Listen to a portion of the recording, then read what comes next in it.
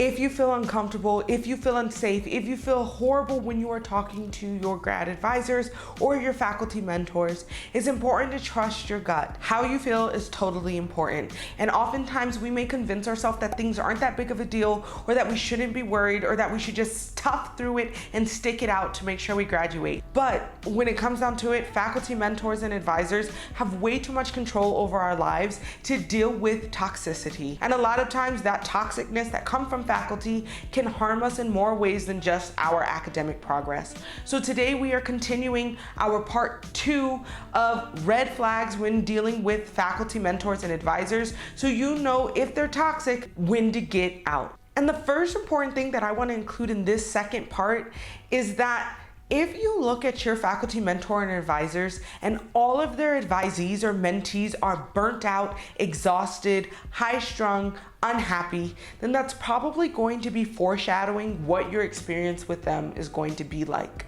A lot of people work with faculty because they're amazing, because they're famous, because they're so smart. But if you see that people are generally unhappy with them, then it's very important that you don't follow that pattern to prevent being possibly unhappy yourself. Grad school is a short time in the grand scheme of life, but 5 years is 5 years, 6 years is 6 years, 8 years is 8 years, and it's a big portion of your time when you're going through something negative. So it's important to make sure if you see that they're not having happy mentees, healthy mentees, people that are high strung, burnt out, or exhausted, that you probably shouldn't choose them or continue working with them. The next one is very important because, again, we may convince ourselves or gaslight ourselves into thinking how we feel is just an over exaggeration.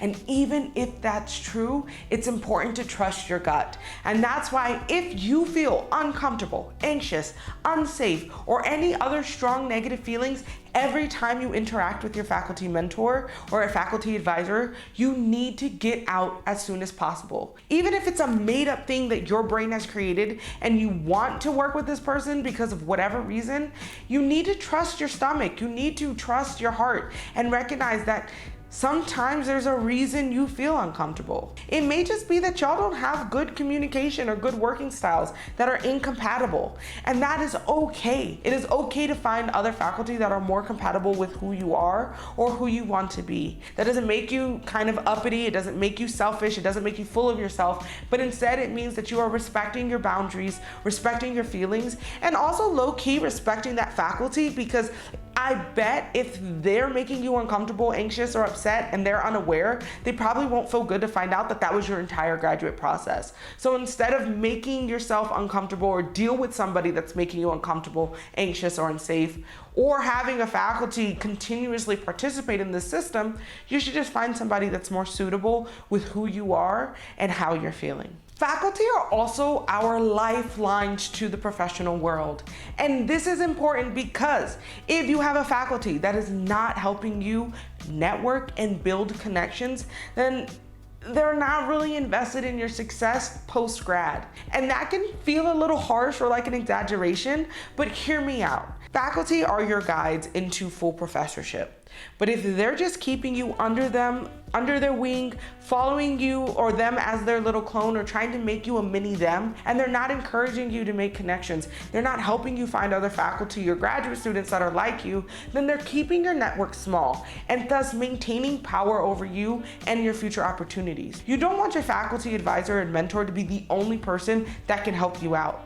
In fact, they should be actively trying to make sure you have as many people as possible to help you succeed, so when you graduate, you have a higher propensity of getting a job. So if your faculty advisor is just kind of hands-off with your professionalization, that is definitely a red flag, and you should find somebody who's more hands-on and more willing to help you through the post-grad process. Another common red flag that happens with all faculty generally, but it can be heightened when you're working with an advisor or a mentor in close proximity, is that they might treat you like a child or might treat you as a servant or somebody less than. And this can be real upsetting for a lot of reasons. One, we are all coming to grad school with our own background, histories, families, responsibilities, experiences, and then to enter into a space where we are treated as if we know nothing can be really a hostile environment. Not to mention, in some cases, we may be working with people that are not that much older than us. And so to be treated as less than, or to be treated as a child, or to be treated as servile or as a servant is definitely a red flag.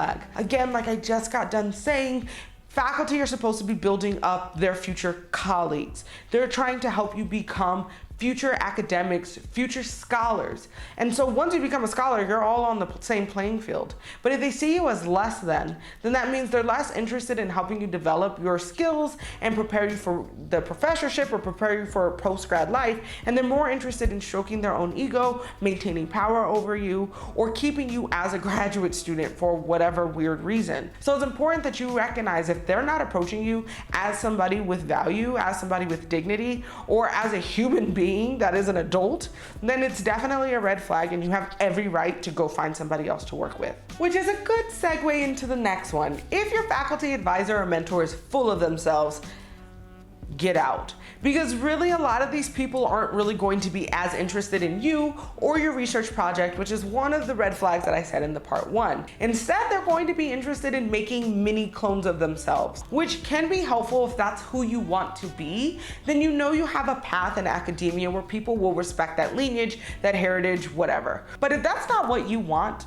if you don't want to be exactly like your faculty advisor or exactly the scholar that your mentor is, then it's important that you find somebody that helps you find the scholar you want to be, which can be a little difficult and hit and miss, but generally if you go to a faculty meeting and all they talk about is themselves, if you go to events and they only talk about their research, if they're not trying to bring you along and help you meet other people and things like that, if they're only presenting you as their assistant or as their graduate student, but not as somebody who's doing research that's important or good, then yeah, that's a red flag, because again, they're just about filling up their CV, even possibly using you to pat their own CV, and not necessarily helping you become your own person or your own scholar. And that's just not what grad school is about. Which is directly connected to the next one, which is they never listen to your needs, wants, goals, and desires. Now, yes, there are times where we may say things and our needs and wants and desires may change, but ultimately our grad advisors or our faculty mentors should be listening to what we want, because grad school is actually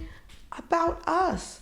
So if you have a faculty advisor or mentor, when you go into meetings and you talk about the things they want and they try to convince you to do something completely different, or if they totally ignore you and act like they never heard you say that, even though you say it every meeting, or things like that, where it feels like when you talk about the things that are most important to you, be it related to research or your personal life, like again, dealing with funding or professional development opportunities, getting jobs on campus, if they're not helping you with the things that are important to you, if they're not guiding you through this process, if they're not interested in who you are and who you want to be, that's a red flag, because how can somebody help you, guide you, mentor you if they're not listening to the direction you would like to be mentored? This next one is actually one of the most common ones that I've ever seen, and I really hope that people start to recognize that this is a red flag and really advocate for themselves and find different faculty mentors and advisors. And that is, when they speak to you, when they give you advice, when they give you feedback, they only focus on your flaws, the things you do wrong, and they don't ever say anything positive. Now, at first, if we're just looking from a shallow perspective, you may feel like, well, no, they have to tell me the things that I do wrong. They have to tell me what I'm bad at, because that's the only way I'll get better. And to an extent, that is true. But if all your feedback is negative, then you're never getting responses or a feedback that is positive, then you don't know what you're actually doing right. And ultimately, that can lead to you developing some type of mental dependency or some type of just instability emotionally, where you're constantly trying to prove yourself, constantly feeling like you're not good enough. You may develop imposter syndrome or other types of things that are just weighing on you because your faculty advisor just doesn't know how to tell you good job, or they don't know how to give feedback that is constructive. There's also ways to tell you you're not so good at a skill or you need to improve something without just being negative. And so by making sure you're having somebody that is holistic in their approach, in the fact that they are seeing you as a person, they're sharing these things as skill sets, and they're seeing their role as a mentor is helping you achieve or improve these skill sets, then you know you have a good mentor relationship with your faculty advisor. But if they're just saying, that's stupid,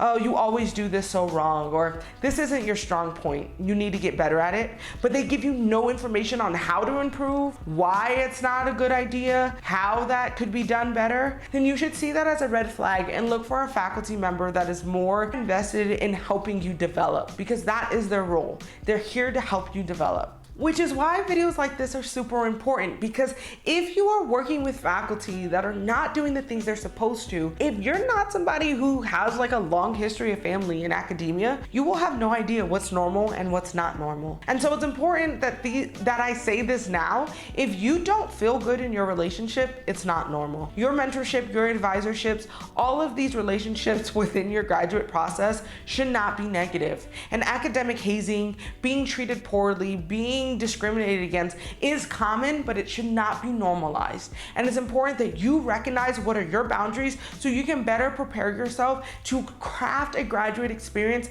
that is generative, positive, and safe for you and your future goals and endeavors.